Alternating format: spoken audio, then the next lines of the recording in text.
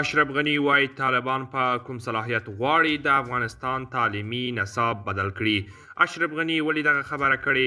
ملګرو که غواړئ چې د دې په اړه له پوره جزئیاتو څخه خبر شئ د ویډیو تر پایه راسره پاتې شئ او د تازه او مهمو خبرونو لپاره درسره پښتو نیوز چینل سبسکرایب کړئ. اشرف غني وایي له بده مرغه په هیواد کې د ښځو د تعلیم او کار اوسنۍ ستونزه ډیره جدي خواشینونکې او په 21مه پیړۍ کې د جنسیتي اپارتاید تر ټولو ښکاره او کرکجنه بیلګه ده. اصلي ستونزه د حاکمې ډلې عدم مشروعیت دی، دا ځکه چې دوی په غیر ولسواک ډول حاکمان دي او د افغانستان یې اشغال کړی او ټول ولس یې یرغمل کړی دی.